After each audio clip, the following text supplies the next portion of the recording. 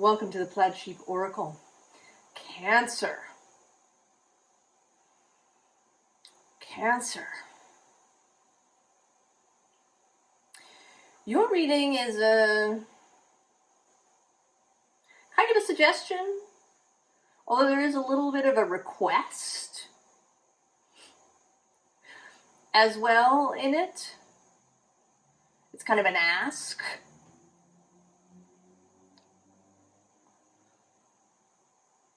At this time, the day that I'm recording this, it is November 19th. This afternoon, in my time zone, at about 3:38, Pluto will move into Aquarius. For good. He's off and running through Aquarius until 2044. Now, there's two things about this for you. One, he's been moving across the way from you in Capricorn for a long time. That's a very intense energy, opposing. And that is going to be eased. If you've had a real strong sense of Pluto, Plutonic energy in your life, this may begin to fade somewhat. The second thing, though, with him moving into Aquarius, there's like so much about that, isn't there?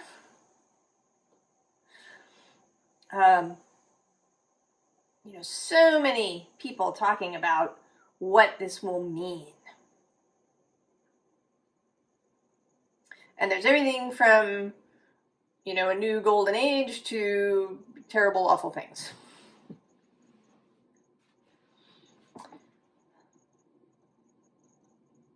And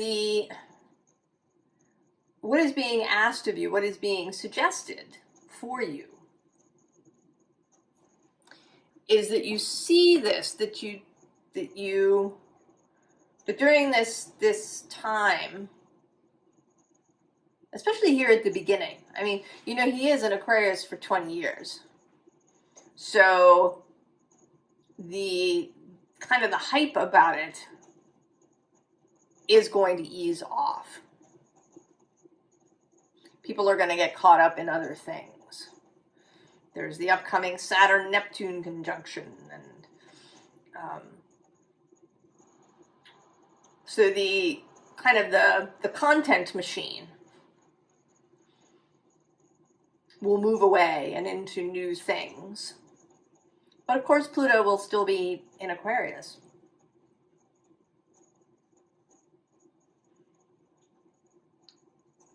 So this ask is that you take an attitude of grace. That you give yourself grace. That you give it to others.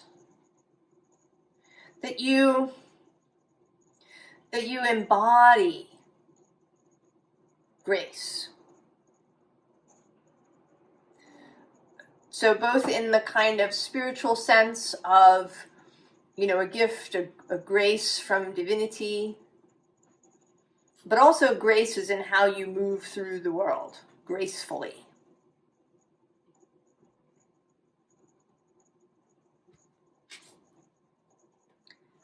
We also therefore have rising above, and right below that, owning your power, and right below that, a message of love, and I'm going to go one more, to the keeper of magic.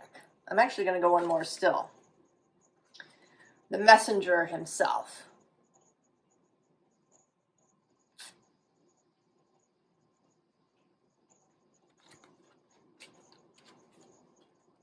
Now, the bottom of the deck has the destiny of one.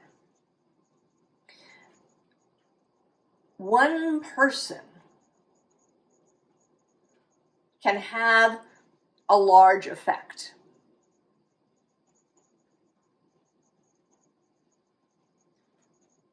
With this spider, right? We often talk about the web you know, in the way the spider has it, that you sort of spin your web and then it's there, you catch things in it, or that you are walking around on the web of the universe, feeling it. But here I want to say that you are spinning your web and leaving it, and that it will influence others. That your web isn't a sticky web. It's a web of influence. So I mean, there is, I guess, a sticky quality to influencing people. But you know, it's more of this moving gracefully.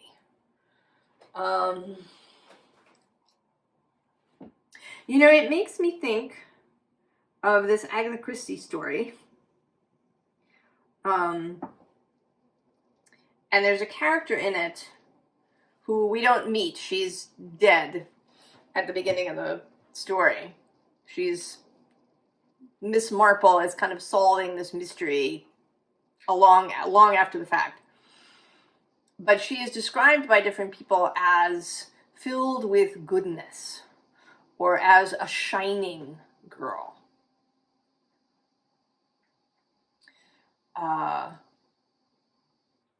You know, that she sees things with a kind of, right, she has this strong innocence. You know, she's not influenced by cynicism. You know, people being sure that nothing will change, or that so-and-so can't change, or that, you know, everything's going to hell in a handbasket.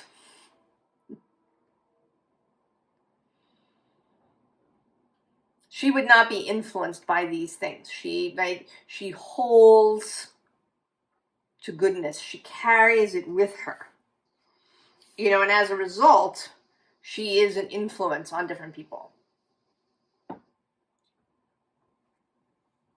So this is, right, this is the kind of energy that we want.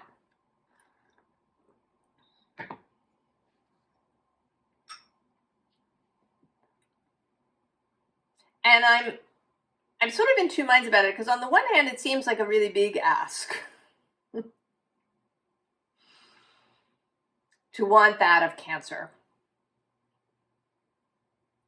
And at the same time, of course, to embrace this idea would be really beautiful and wonderful for the Cancer who embraces it.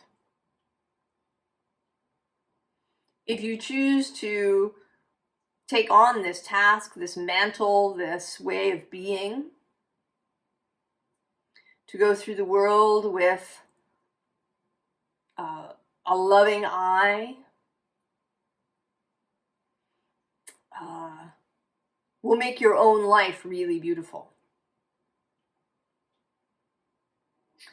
So we have the Ace of Aether, the Ace of Swords. It's right, the new idea flying in. And there is something here about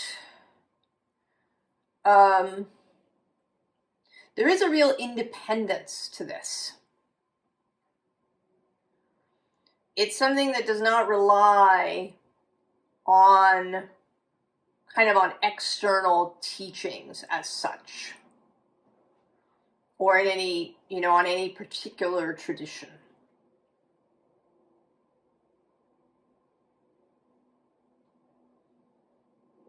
Now, interestingly, under it, we have both the Three of Aether, and in this deck, I don't really see it as the Three of Swords.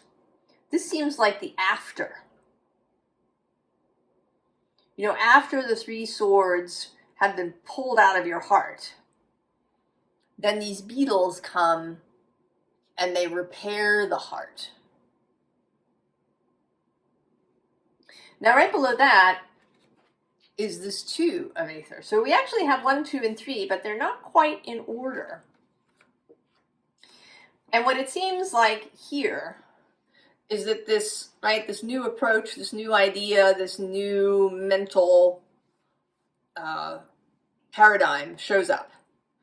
This allows you to pull the swords out of your heart, and then for the heart to be repaired.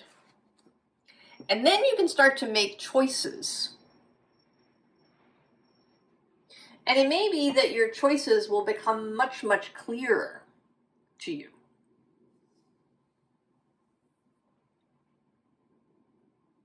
That when you adopt this idea of grace, of walking through, right? What is the graceful choice? What is the choice that feels really good? That is expansive, that is filled with goodness. What is the shining choice?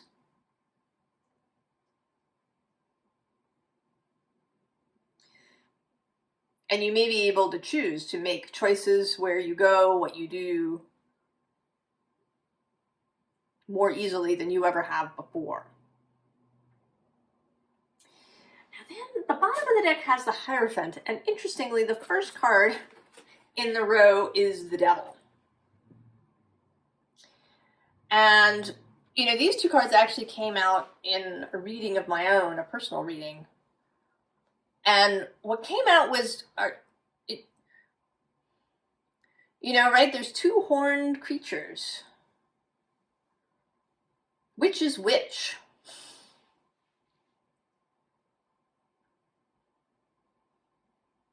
And actually in this deck, the Death card is a horned skull. So there's something about that. Right, also with this Two of Swords. Choosing the Hierophant or the Devil.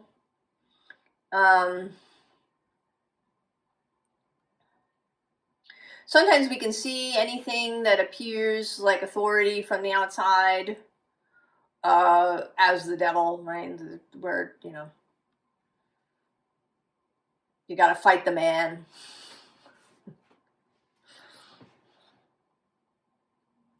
But there's a discernment, right? We're asking for discernment here. Hierophant or Devil.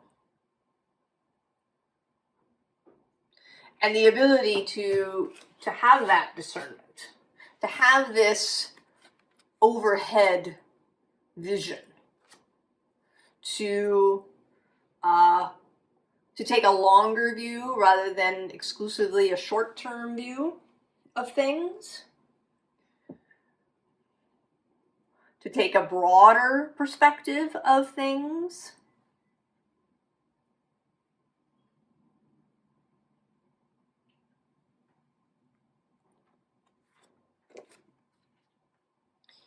And then the Three of Combustion. The vision.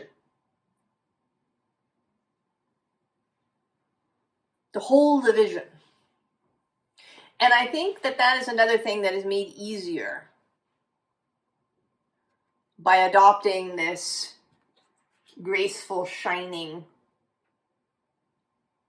pathway. Because if you're trying to hold a vision and you have this idea that the world is against you and everything is going to hell, and even the astrological energies are a problem, and Pluto in Aquarius is going to do terrible things, and that you have to hold your vision against all of this. And there is something attractive about that, isn't there? It feels very heroic, right? To beat the odds, to win over evil, right? These things are very heroic. They're very attractive as ideas. But when you're actually in them, it's not so great.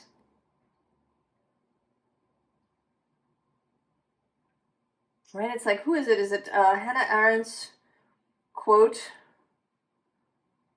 about Or is it somebody else? Somebody else's, maybe it's not Hannah Arendt. I'll have to look it up and I'll stick it in the description if I can remember. But about the idea that fictional good is really boring. And fictional evil is really, charismatic and interesting. But then real good is exciting and shining. And real evil is banal and gray.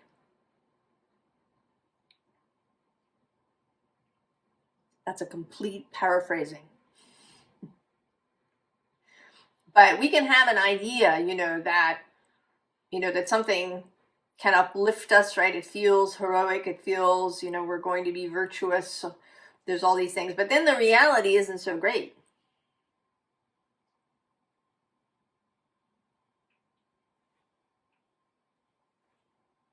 So separating this, fictional thing where we could, watch a movie or read a book and we can, feel the excitement of it, right? Of Frodo in Mordor. But you wouldn't really want to be in Mordor, right? You wouldn't really want to be Frodo. Tramping without any water over this horrible flame-filled desert landscape.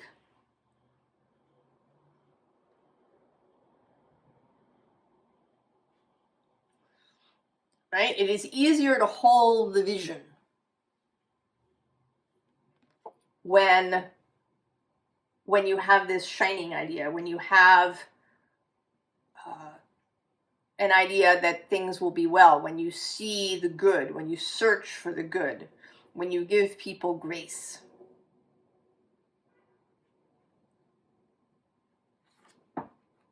And so, of course, the Empress.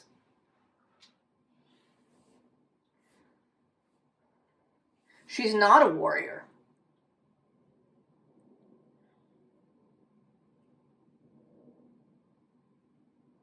Right? There are warrior-like things, right, that we sort of see in nature. But she is, right, she is grace. She is procreative. She sees the growth, the light, the life. That is the space that she lives in.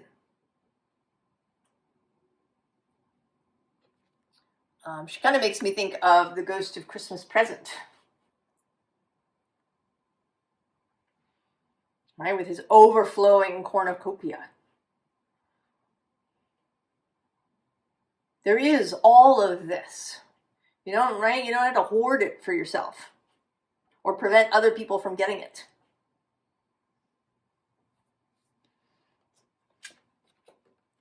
And then the Three of Tentacles.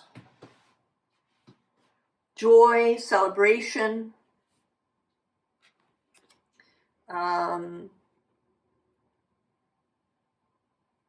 fun,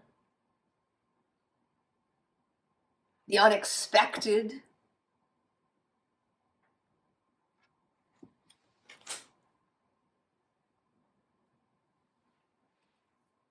So this may be for you a change, especially if you've kind of been in retreat. And this is a view of Cancer, that Cancer is very cautious. Right, hiding in its shell and, maybe burrowing under the sand and, very security conscious, very safety conscious.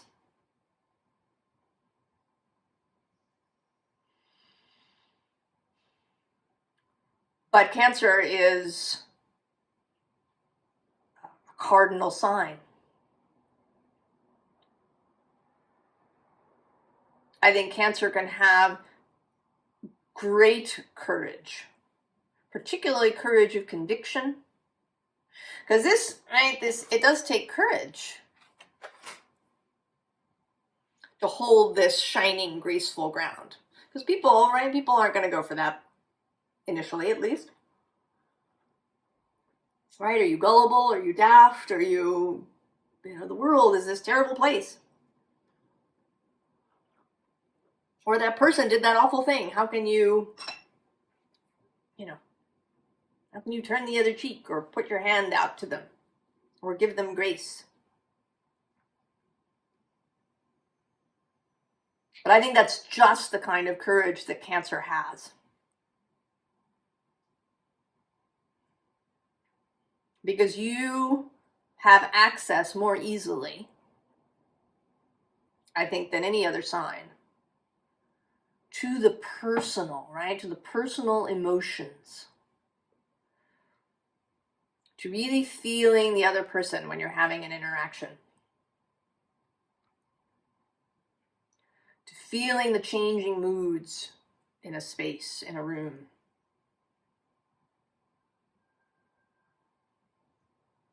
So now it's making me think of a Buffy the Vampire Slayer episode where when she kills a monster, but when she touches him, she gets his ability to read minds. And so she's wandering around in her high school and discovering that all of the cool people, along with everybody else, all have insecurities.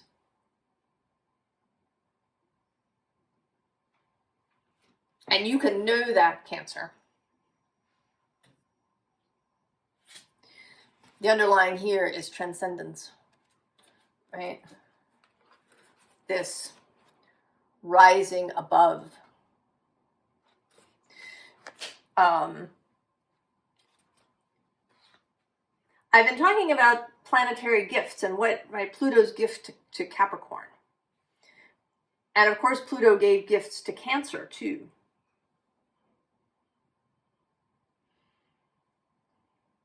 Right? This gift of transforming. To perhaps becoming what you didn't think you could be. Seeing yourself as courageous. You're not just the nice, homebody, nurturing, motherly sign who gets passive aggressive.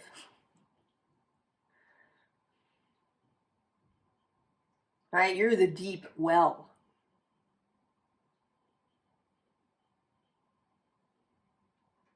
You're the water that can slake the thirst of someone.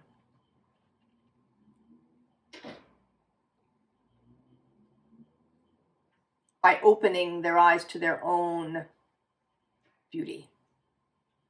Because you see them so, thoroughly. Right? You feel all their ebbs and flows.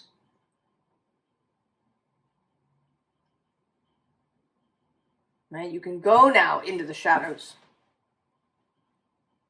without fear. Because you carry your own light.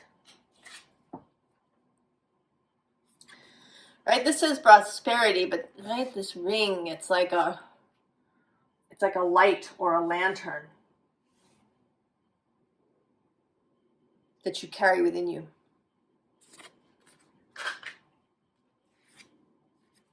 Right? And then grace. Right? That someone maybe who's been slogging through the forest, through the dark, meets you here. The shining one. Right? Magic, and here with the full moon. The magic you carry, Cancer.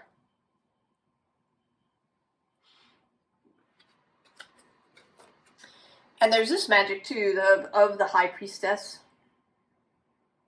Right, of intuition, of seership,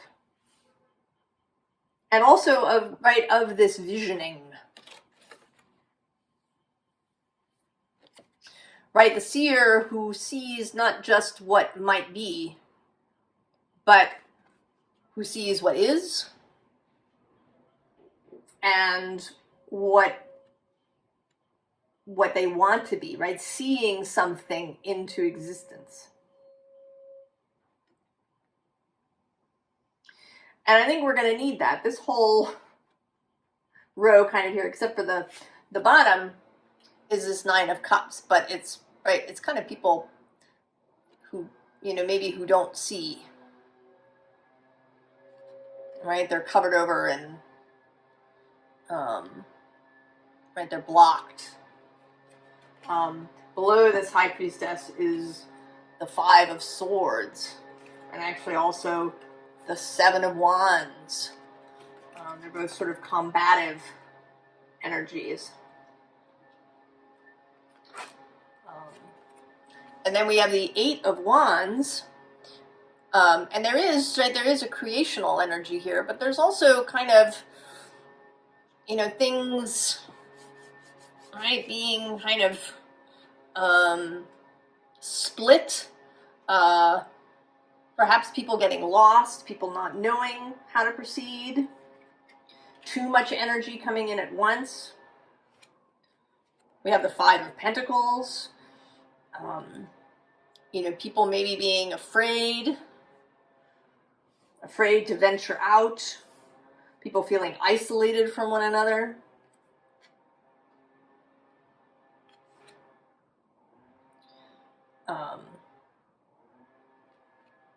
We do have the Star here, but there's something today,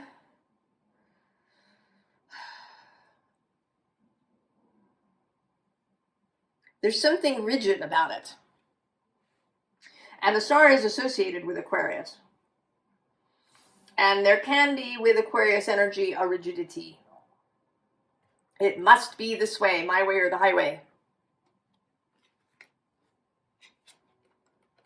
And then the 8 of Swords. People stuck in their own minds. So there's, I mean, of course, all of these things have existed even before Pluto's entry. But now you have all these new skills that Pluto has gifted you through your own journey through the underworld, through your own transformational path, through the reignition of the light within you. Right, with this breath, this heart that's lit up. Below that, we have joy with music. The bottom of this deck is completion.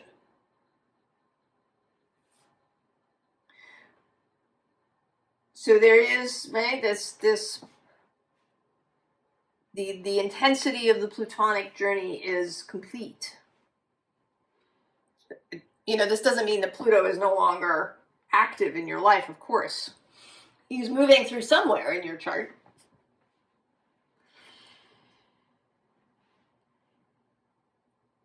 But this portion is now complete. You are ready. Right? You have the passion,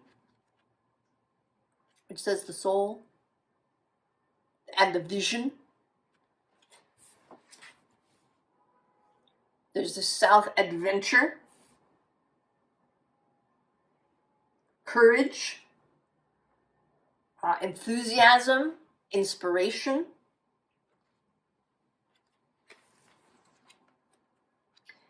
And then this protection card,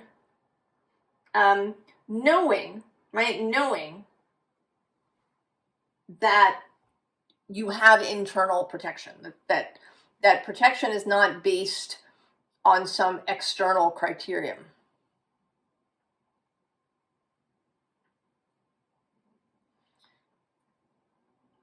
That you protect yourself through your own alignment with this path, this shining path, this path of grace, the way of grace.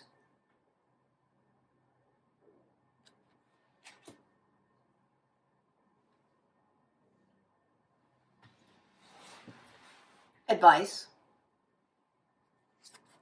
Of course, the Ace of Emotions, the Ace of Cups.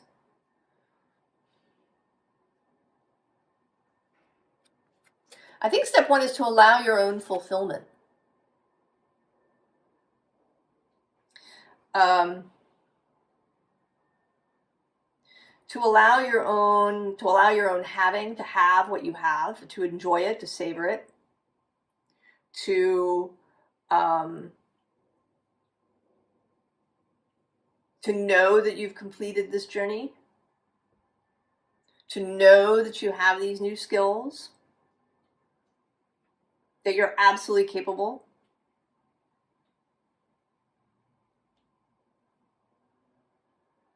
And that you will probably find really great fulfillment in this. That it doesn't have to be this grand, heroic, fighting against the odds kind of journey to feel really fulfilling.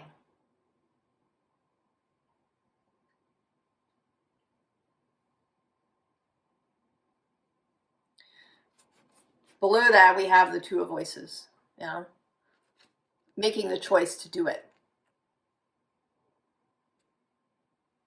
And making the choice, right, to leave behind all this mental angst and agony and hair pulling that's going on here. Right below that, we have the Ace of Pentacles.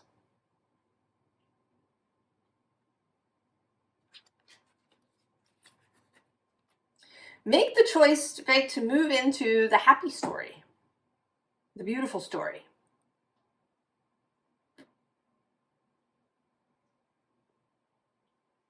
It's not going to be, right, there's going to be adventure.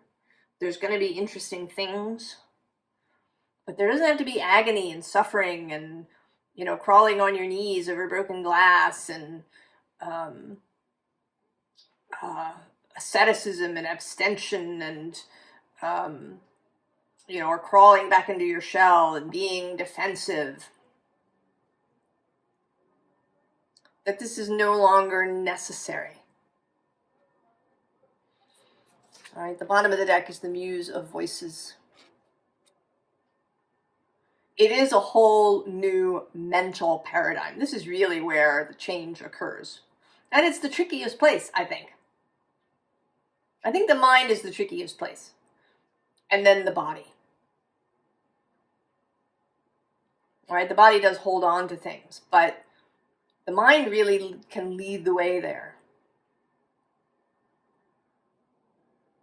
What we believe is possible, what we believe is true. An example from the Mindfulness series by Ellen Langer. They gave people on 2 different days milkshakes. And they told them, they gave them a number of calories in each milkshake. And on day 1, they gave them a low number. And then on the second day, they gave them a high number. Although the milkshake was actually identical. And on the second day, when they thought that it was more calories, their body actually released more ghrelin, which is the chemical that tells you that you're full.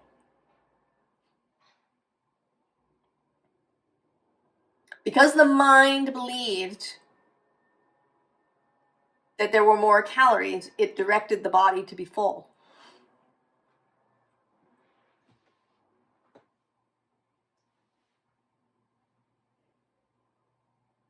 That is, right? So much. How we think. What's in the mind?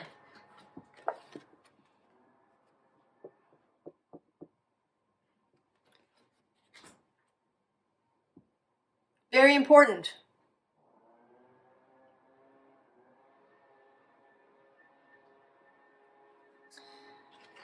So then we have the High Priestess. Here with her right, with this moon, and I see her here kind of with her palm up as, you know, just, you know, wait, pause, listen.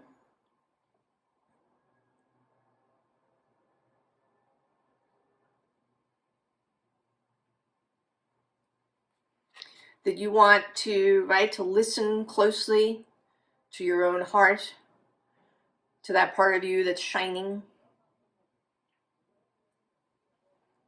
right? And then you will know, right, what choice to make.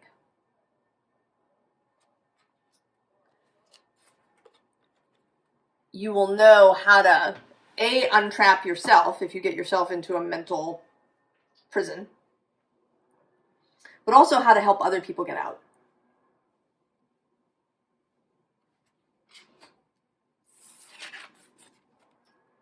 Right? To believe the Six of Inspiration, Six of Wands, victory. Right? Your own star. Following that path of grace, following the shining path.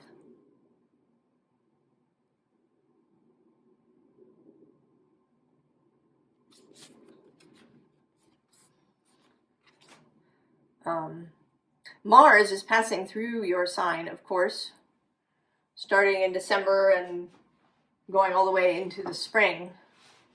He's going to be moving through Cancer.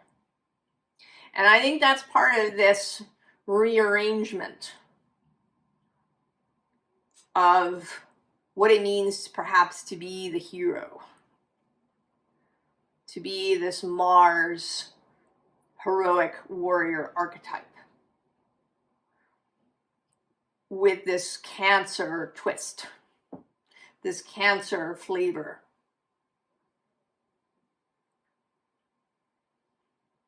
That, right, that you can be heroic without having to suffer. That it can be heroic to hold your mind in this shining space.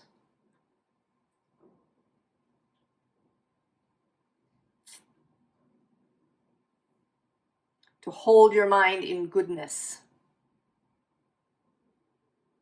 To embody all of these things that you want to see in the world, that you want to see more of, that you want people to feel, right?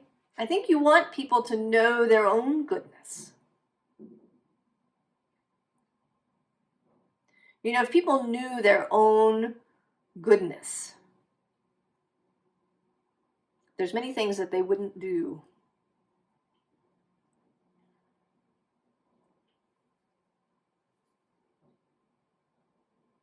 Right? It's people believing in their own badness. And perhaps in their own evil, that they're irredeemable, or that the world is irredeemable.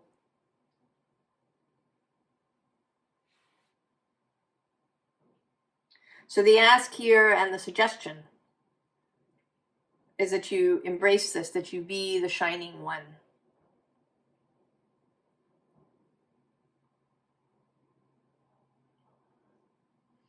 That you walk the path of grace.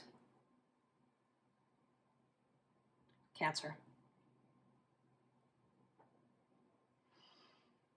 Deep, intense, and yet really expansive. And you know, Jupiter actually is going to move into your sign next year. So there is, right, this energy, this this whole possibility of great expansion of this whole energy, right, of this moon just expanding out is possible. You are not alone.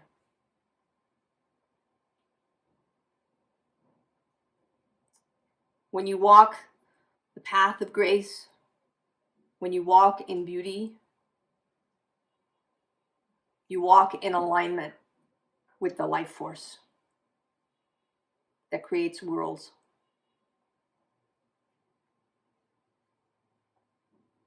I wish you the very best, Cancer. I hope you embrace this. And I will see you next time. So long.